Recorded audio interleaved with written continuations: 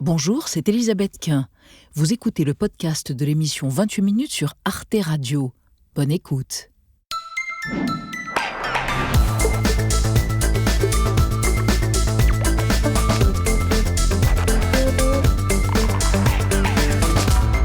Bonsoir chers téléspectateurs, soyez les bienvenus dans une nouvelle édition de 28 minutes. L'actualité du jour, c'est le discours de la présidente de la Commission européenne, Ursula von der Leyen, un discours sur l'état de l'Union européenne qu'elle a prononcé hier et qui a réactivé un impératif d'une défense à 27. Sous présidence française, le président Macron et moi-même convoquerons un sommet sur la défense européenne. Honorables députés, il est temps que l'Europe passe au niveau supérieur. Ce serait quoi concrètement une défense européenne? Une armée commune, un commandement commun? Avec quel financement d'abord? Et puis pour y arriver, comment vaincre différents obstacles comme la question de la souveraineté ou encore celle du poids de l'histoire? Toutes ces questions feront l'objet de notre débat. Vous retrouverez aussi en fin d'émission ce soir Alix Van P et Xavier Mauduit comme tous les soirs. Bonsoir Elisabeth. Bonsoir tous les deux, quel est votre programme? Marthe Mercadier est décédée. La comédienne avait 92 ans, gloire du théâtre français, visage familier du petit écran. Son nom est associé à l'expression théâtre de boulevard. Mais pourquoi cette expression? Elisabeth, ce soir, je vous conduis sur le boulevard du crime. Nous tremblons. Et vous, Alix? L'industrie du tatouage en plein boom. Aux États-Unis, les Américains sont de plus en plus nombreux à vouloir se tatouer le corps, mais depuis les confinements, leurs goûts ont changé. Vous verrez ça tout à l'heure. À tout à l'heure, les amis. En attendant, et pour commencer, nous recevons le grand anthropologue Philippe Descola, professeur émérite au Collège de France, qualifié de sage, voire même de patriarche par certains de ses pairs admiratifs. Descola est un artificier qui déconstruit depuis des années le naturalisme dominant en Occident et dont le travail irrigue toute la pensée écologiste. Descola publie Les formes du visible, un essai considérable sur les images produites par les différentes sociétés humaines. Bonsoir Philippe Descola. Bonsoir Elisabeth Quint. Permettez-moi de vous présenter Nadia Dame, ainsi que Vince Trémollet de Villers, qui est, vous le savez, directeur délégué de la rédaction du quotidien Le Figaro. Philippe Descola, nous allons découvrir votre portrait dans un instant, mais juste une question avant. Cet essai est considérable, c'est une somme, fruit de 15 ans de travail, publié au Seuil dans la collection de Pierre Rosanvallon, Les formes du visible, sur les images produites par les sociétés humaines. Faites-vous un travail d'anthropologue ou d'historien d'art? Je fais un travail d'anthropologue. Et alors, je ne sais pas ce que les historiens d'art en penseront, c'est-à-dire que les historiens, lorsqu'ils s'intéressent aux images, étudient des contextes, des genèses, des connivences entre artistes, écoles et conditions de la production de certaines images du fait de traditions philosophiques ou esthétiques ou des marchés, etc. Moi, je m'intéresse aux images en anthropologue, c'est-à-dire en les comparant indépendamment de ces questions de genèse et d'un point de vue formel, c'est-à-dire du point de vue de ce qu'elle représente, de ce qu'elle figure. Et bien voilà, pour aller plus loin dans un instant, mais d'abord, votre portrait réalisé par Gaël Legras. Les hachoirs, le naturalisme, le futur, c'est la règle de 3 de Philippe Descola. Il partage la vie des hachoirs entre 1976 et 1979. Après des études de philosophie et d'ethnologie, Philippe Descola s'installe en Amazonie avec son épouse, à la frontière entre l'Équateur et le Pérou. Ma femme, Anne-Christine Taylor, jardinait avec les femmes et je partais chasser avec les hommes, sans grand succès. Pendant ces 3 années, il apprend la langue des hachoirs, gagne le nom de Iripi Yakum, c'est-à-dire singe hurleur, tente de comprendre leur organisation, leurs croyances, leur rapport au monde. Il s'aperçoit alors qu'il communique avec les non-humains perçus comme des membres de la famille. Les plantes, les animaux sont dotés par eux d'une âme. Ils peuvent entrer en communication à travers les rêves ou à travers des transvisionnaires avec les gibiers par exemple, avec les plantes cultivées ou même avec certains arbres de la forêt. Puisque les hachoirs étendent le champ des relations sociales bien au-delà de la sphère humaine, Philippe Descola découvre que ce que nous appelons ici la nature n'existe pas pour eux. Notre modèle culturel qui sépare nature et culture, Philippe Descola l'appelle le naturalisme. Il le date du XVe siècle et considère, en citant le poète portugais Fernando Pessoa, qu'il s'agit d'une maladie de nos idées. En classe de philo, par exemple, en France, c'est des choses qu'on va t'enseigner. C'est-à-dire qu'il y a d'un côté le monde des déterminations naturelles et puis de l'autre le monde de la culture, c'est-à-dire le contrôle que les humains exercent sur eux-mêmes et la capacité qu'ils ont d'agir sur cette masse indistincte pour y prélever des ressources. En 2005, Philippe Descola publie Par-delà nature et culture, essai dans lequel il précise « Il est temps que l'anthropologie jette un regard sur le monde plus ingénu, à tout le moins nettoyé d'un voile dualiste ». Son travail permet d'envisager un futur différent. Selon lui, les anthropologues mènent des expériences et mettent en évidence des dispositifs qui permettent de penser des formes d'organisation nouvelles. Il s'intéresse notamment aux initiatives comme celle de la ZAD de Notre-Dame-des-Landes, caractérisée par la relation avec un territoire sans notion d'appropriation. Dans un documentaire intitulé « Composer les mondes », il précise « Notre approche est intenable compte tenu des graves circonstances dans lesquelles nous nous trouvons. 6e extinction des espèces et réchauffement global, ça devient politiquement irresponsable. » Voilà, et il est avec nous, l'auteur des Formes du visible aux éditions du Seuil. Alors, toutes les sociétés humaines, vous le rappelez, Philippe Descola, qu'elles soient animistes, totémistes, analogistes ou naturalistes, et ça c'est le cas des sociétés du nord de l'Europe, enfin de l'Occident au sens large, celles qui considèrent que l'homme, l'être humain est le seul à avoir une intériorité, toutes ces sociétés produisent des images, mais ce n'est pas seulement des images pour imiter la réalité, vous dites que ce sont des images dynamiques, agissantes. Qu'est-ce que ça veut dire exactement, des images agissantes ? Alors, toutes les images ont une puissance d'agir, c'est-à-dire qu'elles exercent sur nous une action. On peut les considérer comme des agents et on peut essayer d'interagir avec elles. Mais les mécanismes au moyen desquels les images développent cette puissance d'agir varient dans notre tradition occidentale. Et ça remonte au fond aux Grecs, c'est la ressemblance qui provoque cette illusion, ce sentiment curieux de la mimésis, bien sûr, que peut-être c'est quelque chose qui va s'animer, même si on sait que ça ne va pas s'animer parce que c'est un artefact, etc. Ailleurs, c'est d'autres dispositifs. Dans le monde amazonien, on transforme les corps en images pour l'essentiel, donc dans le monde animiste, et il s'agit de faire advenir en public, sur la place d'un village, ou bien plus au nord, dans les civilisations du nord de l'Amérique du Nord, dans une maison commune, des esprits animaux. Et c'est au fond l'animation que l'on des danseurs ou des personnes costumées qui imitent l'animal et qui en même temps restituent parfois avec beaucoup de vraisemblance ces messages sonores, qui va donner l'illusion de la puissance d'agir. Ailleurs encore... Je peux vous soumettre une image rupestre. Oui. C'est une image, une peinture rupestre, un poisson, Australie, début du XXe siècle. Mais d'ailleurs, c'est dans votre ouvrage. Oui. Expliquez-nous cette image. Alors ça, c'est un poisson barramundi, c'est une espèce, et ce poisson... en fait, révèle son intérieur. C'est un squelette. Un squelette et puis les organes aussi. Ouais. Et on a appelé ça, de ce fait, la tradition des rayons X, dans le nord-ouest de l'Australie. Et l'idée, c'est que ce poisson, qui est un totem, mais ce n'est pas le poisson. Le poisson est le nom que l'on va donner au totem, mais le totem n'est pas un poisson d'où l'on descend. C'est très compliqué, l'Australie, c'est très contre-intuitif.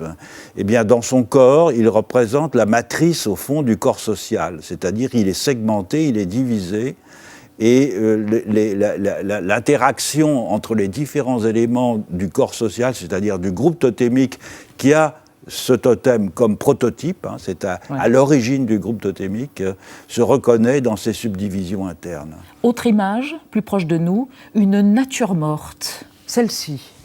Alors, les natures mortes, c'est intéressant parce que c'est un moment de bascule entre l'analogisme et le naturalisme, c'est ça ? Alors, les natures mortes, d'abord, il faut souligner qu'il y a très peu de gens qui l'ont fait. L'idée d'émuler le réel et la vision humaine, en essayant de le reproduire le plus exactement possible, est une idée très bizarre, complètement exotique, qui n'a été développée que dans la tradition naturaliste européenne. Et alors, ces natures mortes, ce genre de natures mortes, on dit toujours, oui, ce sont des messages moraux, c'est-à-dire que chaque fruit, chaque légume, chaque animal, s'il y a du gibier, etc., représente une qualité, et donc il y a un message moral derrière. Mais quel message moral, véritablement, si l'on regarde l'obsession maniaque avec laquelle on s'était forcé de faire perler une goutte sur le citron, sur la pelure de citron.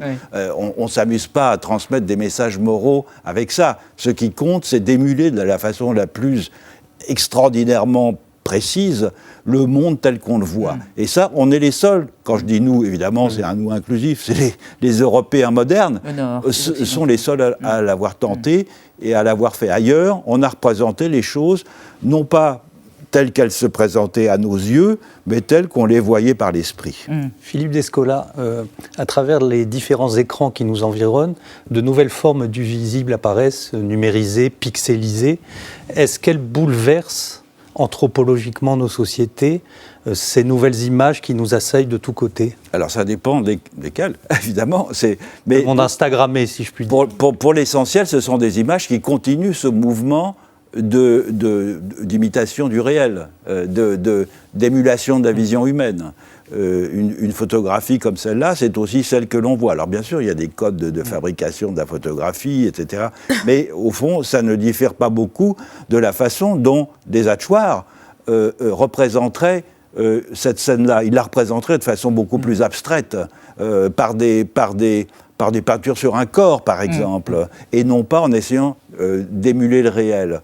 Et donc, au fond, c'est dans l'art contemporain, c'est-à-dire à partir de la grande révolution cubiste, lorsqu'on a commencé à figurer le monde autrement qu'en essayant de l'imiter étroitement, donc en déconstruisant le point de vue unique qui avait été le nôtre pendant plusieurs siècles, depuis la Renaissance, sur le monde, et en fragmentant en fait les objets. C'est à partir de ce moment-là que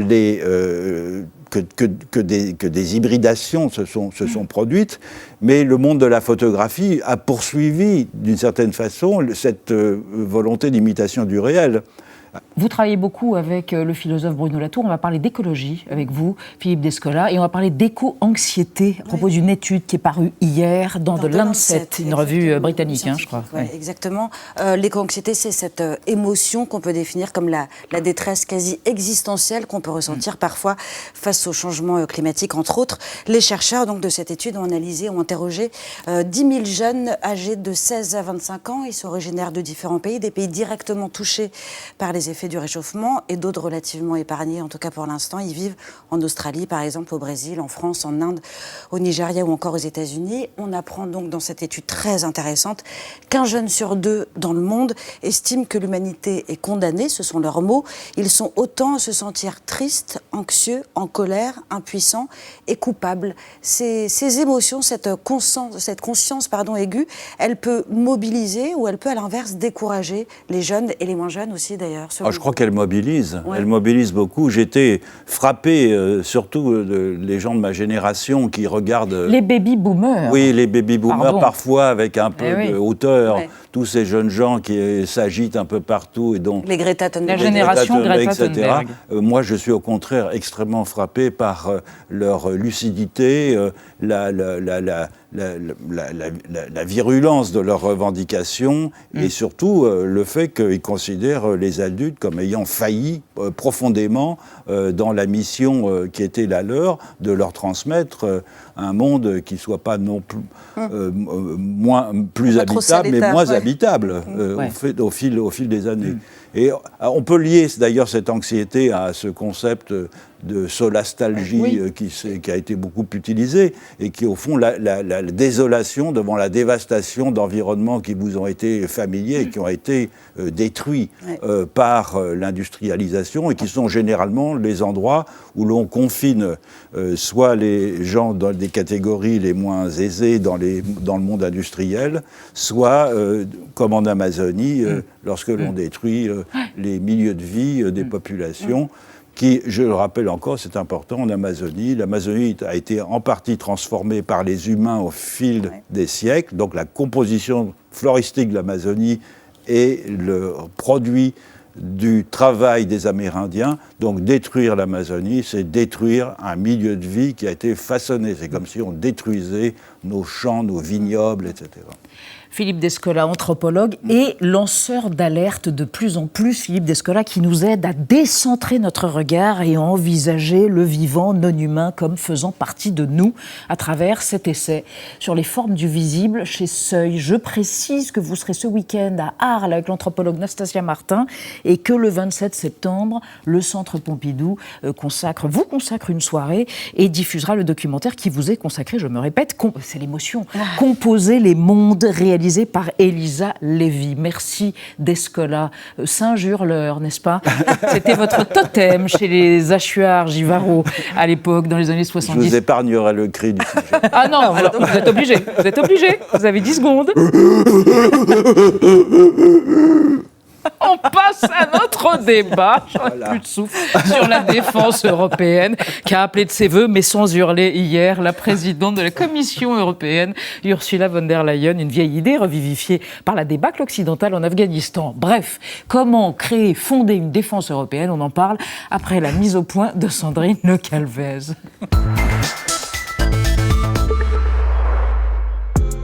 L'union fait la force. Dans son discours annuel devant le Parlement de Strasbourg, Ursula von der Leyen a dessiné les contours d'une Europe de la défense en appelant les 27 à se doter d'une armée commune et réactive. Vous pouvez avoir les forces armées les plus avancées du monde, mais si vous n'êtes jamais prêt à les utiliser, à quoi servent-elles? Il est temps que l'Europe passe au niveau supérieur. Et Ursula von der Leyen prend les choses en main. Un sommet sur la défense européenne se tiendra début 2022. Le retrait chaotique d'Afghanistan des forces occidentales et l'annonce hier d'un partenariat stratégique entre les États-Unis, l'Australie et le Royaume-Uni relance le projet d'une force d'intervention européenne. L'idée n'est pas nouvelle. Au début des années 50, la France, l'Allemagne et l'Italie veulent donner naissance à la Communauté européenne de défense, la CED. Par les premiers jours ensoleillés d'un été tardif, s'ouvrait devant l'Assemblée le débat de la CED, le plus important sans doute qui soit venu à la Chambre depuis 1945. Mais le projet est rejeté par l'Assemblée nationale. La France craint alors pour sa souveraineté. Depuis, le débat ressurgit ponctuellement. En 1999, après la guerre du Kosovo, les 15 dirigeants européens de l'époque valident la mise en place d'une force de 50 à 60 000 hommes. Finalement, seules des collaborations et des embryons d'armées communes verront le jour. L'actuel chef de la diplomatie européenne ne se résigne pas. Il plaide auprès des 27 pour la création d'un corps armé de 5 000 hommes, mais difficile de se mettre d'accord. Nous n'avons pas encore l'unanimité complète sur le projet d'une force de réaction rapide. Je vous mentirais en disant le contraire. Alors une défense européenne peut-elle vraiment voir le jour? Sur quel terrain agirait-elle? Qui en prendrait le commandement? Les dirigeants européens peuvent-ils relever le défi d'une défense commune? Bonsoir à nos trois invités. Bertrand Badi, vous êtes professeur de relations internationales à Sciences Po Paris. Votre dernier essai, Les puissances mondialisées, repenser la sécurité internationale, vient de paraître chez Odile Jacob. Et selon vous, Bertrand Badi, il n'est pas opportun de penser la défense en termes communautaires d'un point de vue seulement européen. Nous sommes entrés dans un monde globalisé. À côté de vous, Tara Varma, vous êtes directrice de l'European Council on Foreign Relations à Paris. Et selon vous, Tara Varma, avant de créer une culture stratégique commune, il faudrait d'abord que les Européens se mettent d'accord sur l'évaluation des menaces existantes vis-à-vis d'eux-mêmes, donc vis-à-vis de l'Europe. Et à côté de vous, enfin, Yves Bertoncini, bonsoir. Vous êtes président du Mouvement européen France. Vous êtes aussi consultant en affaires européennes. Et vous êtes favorable à une Europe de la défense qui sera une composante de la sécurité collective européenne. Vous considérez que le contexte s'y prête admirablement en ce moment. On démarre ce débat avec une question d'un de nos internautes. On en a reçu beaucoup. On en a reçu beaucoup. Oui, exactement. On a des téléspectateurs européens et intéressés. Je vous livre la question d'une téléspectatrice. L'Union européenne est-elle assez soudée pour envisager une véritable défense commune? Yves Bertoncini, les enjeux sont évidemment pas les mêmes selon les pays. Le Portugal et la Lettonie n'ont pas les mêmes craintes. Ils n'ont pas les mêmes menaces également. Comment est-ce qu'on peut surmonter les différences pour accéder à cette fameuse stratégie commune? La stratégie commune, je crois qu'elle doit couvrir un spectre plus large, celui de la sécurité collective. Il y a des menaces, il n'y en avait pas il y a 30 ans. On a un protecteur, un allié traditionnel, les Américains, qui vont maintenant se tourner davantage vers l'Asie. Et face à ces menaces, il faut donc que nous, Européens, on agisse, mais pas seulement en matière militaire. La sécurité collective face au terrorisme, ce n'est pas la bombe nucléaire, c'est de la coopération policière et judiciaire, c'est de l'échange de renseignements. Si on veut stabiliser notre voisinage, ça peut passer aussi par l'aide au développement, des coopérations techniques. Et la défense, dans ce contexte-là, c'est le haut du spectre. C'est d'ailleurs le partage de souveraineté le plus difficile à faire. Ça aurait pu être fait dans l'après-deuxième guerre mondiale, Communauté européenne de la défense. La France l'a proposé, la France l'a saccagé, si je puis dire. Donc on a perdu cette occasion. L'Allemagne s'est réarmée dans le cadre de l'OTAN. Aujourd'hui, la défense, en stricto sensu, c'est national ou c'est transatlantique pour beaucoup d'Européens. Mais en revanche, il peut y avoir l'Europe de la défense, c'est-à-dire des opérations militaires conjointes, un diagnostic stratégique conjoint, dans la recherche et développement en matière de défense. C'est d'ailleurs fait depuis quelques temps seulement. Des initiatives en matière de cybersécurité, cyberdéfense, l'ensemble du spectre de la sécurité collective. Très bien. Alors, les éminents spécialistes que vous êtes diraient qu'il y a eu un double déclic qui remet cette idée de défense européenne sur la table, la débâcle occidentale en Afghanistan, et puis un contrat juteux qui a échappé à l'industrie militaire française au profit des États-Unis. Et c'est le chiffre du jour. Oui, c'est 12 sous-marins conventionnels que l'Australie avait commandé à la France dans le contrat du siècle, un contrat à 56 millions d'euros. Milliards d'euros, pardon. Des millions, ça serait rien. L'Australie a rompu donc ce contrat au profit d'une alliance avec le Royaume-Uni et les États-Unis et a montré Taravarma que l'Europe intéressait de moins en moins les USA et qu'elle devait se construire sans compter sur son allié américain.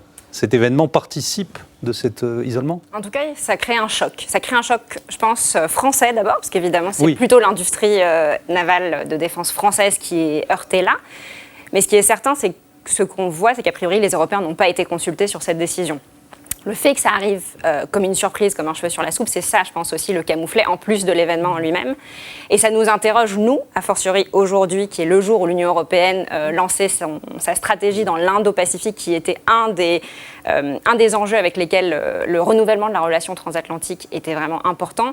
Ça nous interroge, nous, sur ce qu'on fait là-bas. Et je ne crois pas que ça veuille dire qu'il faille que les Européens se retirent, mais ça met en lumière, je trouve encore une fois de plus, la nécessité pour les Européens de réfléchir aux menaces qui les entourent directement dans leur voisinage, mais aussi un peu plus loin. Et c'est tout l'objectif de la boussole stratégique qui sortira donc en mars prochain. Mais Bertrand m'a dit que ça peut aussi diviser les Européens, cette histoire, parce qu'il y a dans les pays européens des gens pour qui l'alliance transatlantique est quelque chose de non négociable. Oui, alors je trouve qu'on prend le problème tout à fait à l'envers. C'est-à-dire que la défense, en principe, si on se réfère à la théorie classique, si on se réfère à l'histoire aussi, c'est un instrument de la politique étrangère.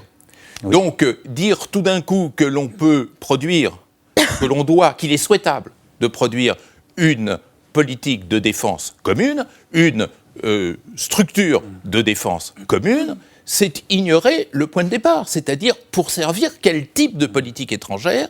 Et je voudrais rafraîchir même ce vieux concept de politique étrangère en le nuançant et en disant quel positionnement l'Europe doit avoir dans ce monde globalisé. Et à partir du moment où on pose cette question, on voit très bien que le sujet vient complètement muter, que l'expérience de Kaboul nous a appris une chose, c'est le danger des interventions extérieures, que le trumpisme nous en a appris une deuxième, à savoir que le partenariat transatlantique devient incertain, que l'arrivée de Joe Biden nous a appris une troisième chose. Rappelez-vous ce qu'il a dit dans sa campagne électorale et aussi lors de son discours d'investiture. Il faut réinventer la politique étrangère américaine, mais personne ne sait quel est le produit de cette réinvention. Donc comment peut-on concevoir aujourd'hui, cette fin d'été 2021, une défense européenne commune, si on ne sait pas comment positionner l'Europe face aux vraies menaces? C'est ce que vous disiez très justement tout à l'heure. Les vraies menaces, elles sont quoi? Elles sont globales. C'est l'insécurité alimentaire, c'est l'insécurité climatique, c'est l'insécurité sanitaire. On voit bien que l'instrument de défense est en décalage par rapport à ces objectifs. Et comment peut-on le faire en ignorant le positionnement des États-Unis? Alors, puisque vous parlez de diplomatie et de politique étrangère, on va s'intéresser à travers le rayon X de Thibault Nolte que vous omettez, Bertrand Badier, à Joseph Borrell, haut représentant de l'Union européenne pour la politique de sécurité et justement pour les affaires étrangères. Bonjour docteur, j'ai mal ici et là. Une petite déprime passagère, c'est tout. Évidemment, je fais du sport. Mon cher Josep Borrell, j'ai vos radios sous les yeux, c'est salé. Vous êtes un vieux socialiste espagnol nommé en 2019 par la Commission européenne et sur proposition des chefs d'État européens, haut représentant de l'Union pour les affaires étrangères et la politique de sécurité. Vous êtes donc le ministre des Affaires étrangères de l'Union et vous devez assurer la coordination de sa politique de sécurité et de défense. We need to be prepared for future crises and to react quickly. Vous l'avez remarqué, un Portugais et un Letton n'ont pas la même appréciation de la menace russe. Pourtant, vous tentez quand même de les faire jouer ensemble au stratégo. C'est ce que vous appelez avoir une culture stratégique commune. Les ennemis de mes amis sont mes ennemis. Sauf s'ils ont des réserves de gaz, bien sûr. Cette diplomatie de contorsion ne vous était pas prédestinée. Politico vous a croqué en émissaire peu diplomatique de l'Europe. Dans votre longue carrière de conseiller municipal député de Barcelone, ministre des Transports, eurodéputé, président du Parlement européen et récemment ministre des Affaires étrangères de Pedro Sanchez, vous avez vexé Washington, Tel Aviv, Londres ou Moscou avec des réflexions cavalières. Cavalières mais fondées. La Russie, c'est bien notre vieil ennemi, non ? Alors, la presse espagnole vous a aussi vilipendé pour une histoire de conflit d'intérêts qui vous a coûté la présidence d'un institut européen et pour une affaire de délit d'initié qui vous a coûté 30 000 € d'amende. Alors ça, Vous avez aussi provoqué l'ire des 3/4 de votre village natal catalan qui, pour punir votre anti-indépendantisme, veut débaptiser une rue à votre nom. Je leur suggère un nom à leur image. Au choix, Calle Cabron, Avenida Maricón, Plaza Pendejo... Vous êtes le fils d'un boulanger pyrénéen, victime du franquisme, donc pris entre le pain et les pains. À votre tour, vous voilà dans l'arrière-cuisine de l'Europe géostratégique, coincé entre Paris-Brest et Forêt-Noire, liégeois et napolitain. Et à la fin, mon cher Giuseppe, c'est du flan. Merci Thibault Nolte, Vincent. Yves Bertoncini, on a vu que l'absence de diplomatie européenne était un obstacle. Il y a un autre obstacle, c'est la souveraineté. C'est-à-dire que l'Europe est composée de plusieurs souverainetés nationales. Il n'y a pas de souveraineté européenne. Elle est invoquée par Emmanuel Macron, par Ursula von der Leyen, mais dans les faits, elle n'existe pas. On peut la partager. On l'a fait, par exemple, en matière monétaire. Et on s'en félicite. Le fait qu'il y ait l'euro, ça nous rend plus souverains. Et on arrête de se faire les guerres monétaires entre nous. En matière de défense, je dirais que c'est l'Everest, là. C'est le domaine le plus difficile, même en matière de police, justice, renseignement. Mais la défense, c'est l'ultima ratio regum. Et ça ressemblerait à quoi, la défense ? Ça serait une armée européenne avec Non, je ne crois pas. Ce qui est en projet, bataillons par pays. On a, et Bertrand Badi l'a rappelé, si on a des objectifs communs, si on identifie ensemble la menace, au-delà de la menace russe, les autres menaces en commun. Ensuite, on peut avoir des outils qui sont des outils nationaux qu'on peut mobilisés dans le cadre de bataillons. Il y a des choses qui sont, comme le corps franco-allemand par exemple, il y a déjà des bataillons où il y a plusieurs trucs. Quand on part dans les Balkans sous mandat de l'ONU, ce sont des uniformes nationaux avec parfois un brassard, soit de l'ONU, soit de l'Union européenne. On pourrait mettre un brassard de l'Union européenne. Ce qui compte aussi, c'est les capacités militaires, l'armement. L'Australie, c'était une aventure française.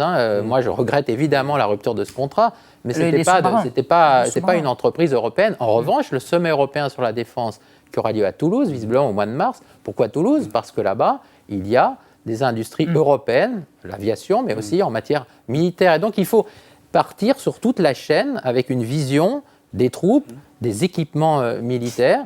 Et puis face aux menaces, dans le cadre de l'Alliance Atlantique ou parfois... Alors justement, juste à côté, il y a déjà une alliance qui existe, l'Alliance Atlantique militaire, dont font partie beaucoup de pays européens. Alors qu'est-ce qu'on fait si on fait une défense européenne avec l'OTAN ?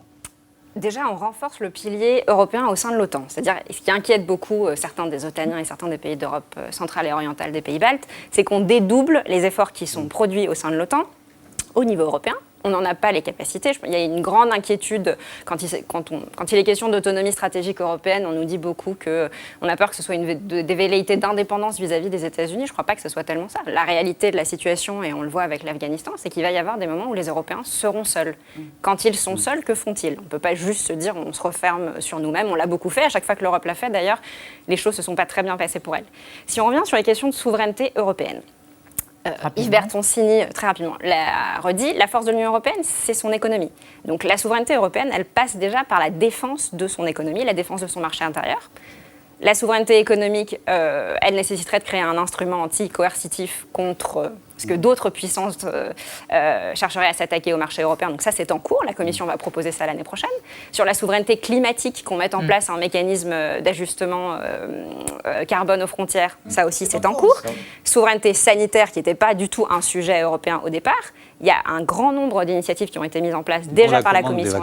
La commande des vaccins, mais aussi une nouvelle agence sanitaire. Donc il y a des choses, il y a quand même des éléments sur lesquels cette souveraineté européenne, elle voit le jour aujourd'hui. Elle voit le jour, Bertrand Badi, cette souveraineté européenne, vous partagez ce constat ? Je ne comprends pas ce que ça veut dire, souveraineté européenne. C'est-à-dire où la souveraineté est une unité politique des différents pays qui composent l'Europe. Oui, mais le mot souveraineté, le concept de souveraineté, il a été inventé en même temps que les États-nations. Et c'était effectivement l'étalon qui permettait de mesurer la construction d'un État-nation et sa capacité de décider souverainement, c'est-à-dire sans que plus petit, plus grand ou égal que soit, viennent modifier votre décision. Donc c'est quelque chose de très exigeant, la notion de souveraineté.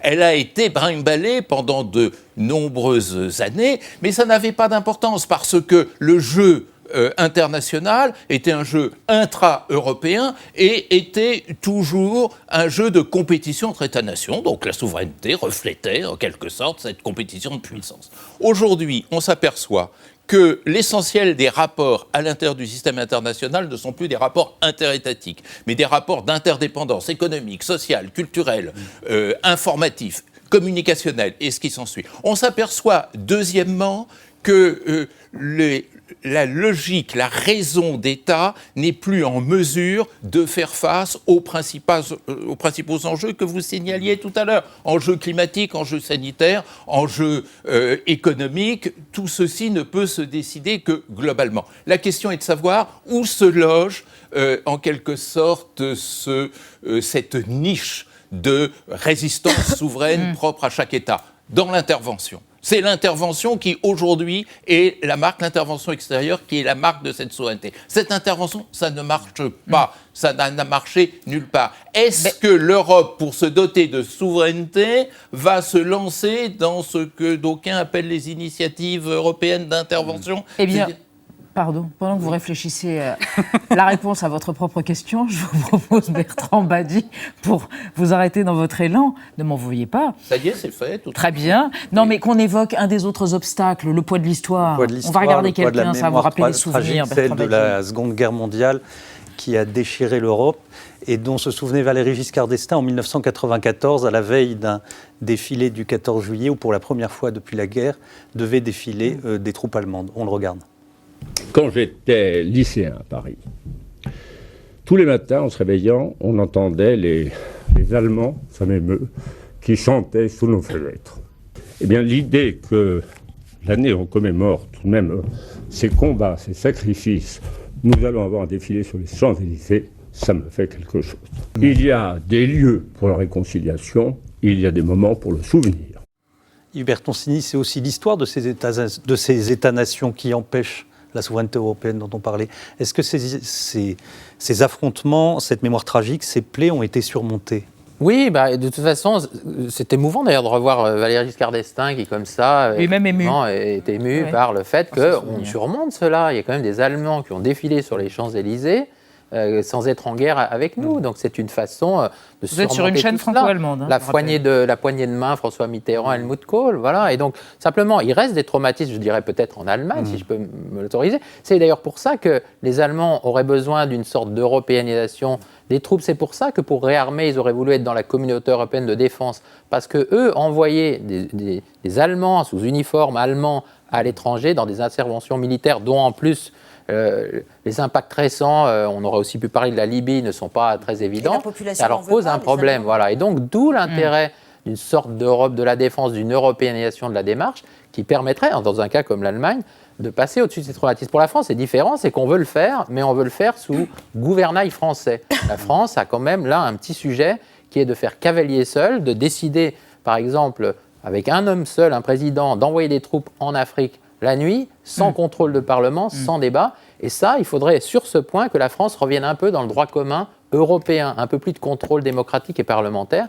Voilà, et c'est comme ça qu'on pourrait surmonter aussi les différences de sensibilité entre peuples européens. Alors, on va évoquer une sorte d'initiative plus modeste, la force de réaction rapide. Voilà. Ouais, ça c'est un instrument. Ouais, c'est un instrument très concret qui est en train d'être imaginé par l'Union européenne. Un dispositif donc de 5000 hommes capables d'être déployés en urgence n'importe où dans le monde. 5000, c'est un bon chiffre, a expliqué Josep Borrell, parce que c'est un effectif comparable, par exemple, aux forces américaines quand elles ont sécurisé l'aéroport de Kaboul. L'idée est belle, mais à peine énoncée, elle se heurte déjà à plusieurs obstacles. D'abord, la Suède s'y est très fermement opposée. De son côté, l'Allemagne a émis plusieurs critiques. Or, les traités, on le sait, imposent l'unanimité. Et puis ensuite, l'Union européenne, vous le disiez un petit peu, Yves Bertoncini, elle est déjà dotée de dispositifs assez similaires. Il existe par exemple les GTUE pour Groupement Tactique de l'Union européenne. Ce sont des unités qui ont été créées en 2007, qui sont capables, elles aussi, de se déployer très rapidement en à peine 10 jours pour une période de 30 à 120 jours. Elles n'ont, à ce jour, je crois, jamais été sollicitées. La France et le Royaume-Uni ont aussi finalisé, c'était l'an dernier, la force expéditionnaire interarmée franco-britannique, je l'ai traduit, mais le nom est en anglais normalement, 10 000 militaires français et britanniques, qui sont là aussi prêts à intervenir très rapidement face à tout type de menaces. Et puis enfin, on a le corps de réaction rapide européen, ça s'appelle pas pareil donc que ce que je viens d'évoquer, qui réunit la France, l'Allemagne, la Belgique, l'Espagne et le Luxembourg, et qui peut là aussi être mobilisé. Tara Verma, on a déjà tout ça, pourquoi est-ce qu'on s'en sert pas, plutôt que d'imaginer encore un nouveau dispositif qui en plus ne met pas tout le monde d'accord? C'est la question de la coordination avec les Américains notamment et au sein de l'OTAN. On en revient toujours à cette question-là. Sur l'Afghanistan, ce qui est très frappant, c'est de voir les Européens complètement déstabilisés au mois d'août, alors que la question de l'Afghanistan est à l'agenda des conseils affaires étrangères depuis le début de l'année 2021, que les États-Unis ont annoncé assez clairement au printemps qu'ils allaient se retirer, avec une date de retrait. Ça s'est pas exactement passé comme il l'avait annoncé quand même. Ça ne s'est pas exactement passé comme ça, mais il s'en est tenu à sa date. Et Joe Biden, lui, dit une semaine après qu'il est très fier de la manière dont les choses se sont faites et de cette action. Et on a quand même été pris de court. Peut-être parce qu'on pensait effectivement pas qu'ils s'en tiendraient à cette date-là, qu'on arriverait à négocier avec eux de la retarder un petit peu. Quoi qu'il en soit, les Américains avaient été assez clairs avec nous. Et nous, on n'a pas été capables d'agir. Et je pense que la prise de conscience et le discours d'Ursula von der Leyen et ses propositions viennent notamment de cet état de choc dont nous-mêmes on s'est parmi. Et il y a beaucoup de reproches à faire aux Américains, mais en fait, il y a aussi beaucoup de reproches qu'on doit se faire à nous-mêmes. Bertrand Badi, pour terminer, qui dit défense dit ennemi, qui sont nos ennemis aujourd'hui? C'est le vrai problème. Je dirais d'abord qui sont nos alliés, parce que lorsqu'on pose la question d'une défense européenne, où est la Grande-Bretagne dans cette affaire? Lorsque la Grande-Bretagne était encore dans l'Union européenne, on disait mais de toute façon, une défense européenne, elle est franco-britannique. Les Britanniques ne sont plus là. Les Britanniques ont clairement rallié le camp atlantique. Que veut dire atlantisme aujourd'hui? Que veut dire Occident? Vous savez, la notion d'Occident, elle a été réinventée dans le contexte du 11 septembre, dans le contexte de l'Afghanistan, pour créer un bloc. Mais ce bloc, maintenant, plus personne ne sait qu'il y a dedans, qu'il y a dehors. Qui sont nos ennemis? Pardon? Qui sont nos ennemis? Eh bien, qui sont nos ennemis?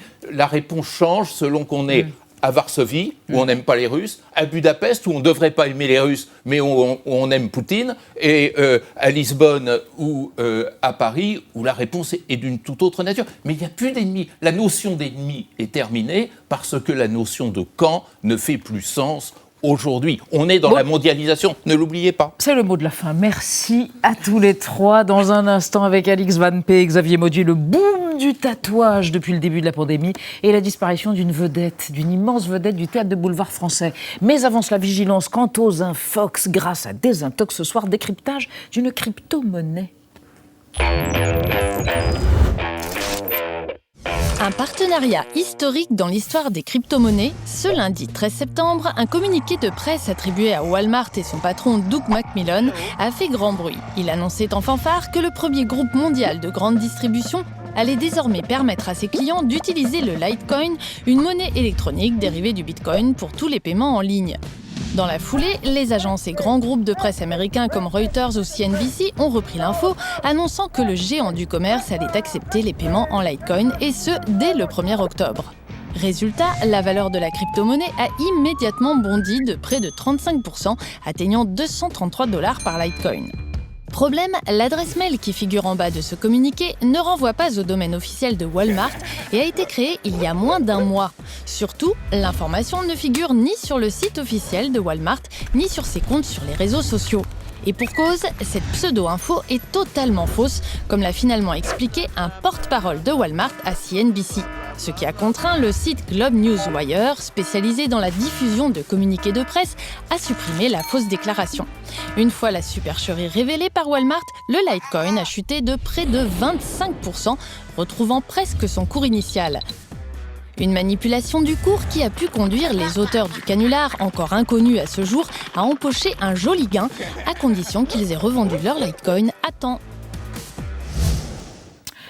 Et regardez-les apparaître, radieux, Alix Van P, Xavier Mauduit. Alix, bonsoir, vous évoquez les travers de l'époque, les faits culturels, le numérique. Et vous, l'histoire éclairée par l'actualité and vice versa, comme on dirait. Élysée de Versailles, comme on dit. Bon, allez, Xavier, on évoque quelqu'un qu'on aimait beaucoup, Marthe Mercadier, qui est morte à 92 ans. Elle souffrait depuis de nombreuses années de la maladie d'Alzheimer, n'est-ce pas? Elle fut la vedette d'un genre très populaire, mais noble après tout, le théâtre de boulevard. Et pourquoi on appelait ça le théâtre de boulevard? Oui, d'ailleurs, quels sont ces boulevards? Eh bien, écoutez, en 1670, le roi Louis XIV ordonne la destruction des vieux remparts qui entourent sa bonne ville de Paris. Et à la place, eh bien, c'est un lieu de promenade qui s'impose et qui prend le nom de boulevard. Ce sont les boulevards exceptionnels, aménagements urbains, plantés d'arbres, l'idéal pour aller se balader, pour voir et aussi, évidemment, pour se montrer. Et puis, comme il y a du public, les saltimbanques arrivent, ils font des petits spectacles de rue. Remarquez, c'est un phénomène que vous allez retrouver dans toutes les grandes villes en France. On détruit les remparts et puis ça devient des boulevards, des cours, des promenades, peu importe. Mais à Paris, il se passe un phénomène formidable, très particulier autour d'un de ces boulevards, celui du Temple. On est dans les années 1760, donc vous voyez, un siècle après la destruction des remparts. Et des théâtres s'installent. Alors, il y en a 1, 2, 3. Et alors, au 19e siècle, mais une profusion de théâtres, théâtre lyrique, l'ambigu comique, ils sont tous là, tous ces théâtres. Vous avez même le théâtre de la Porte Saint-Martin. Alors, il est un tout petit peu plus à l'ouest, le théâtre de la Porte Saint-Martin, mais c'est un ensemble. Nous avons du mal aujourd'hui à imaginer mais l'effervescence qu'il y avait sur ces boulevards avec les cafés,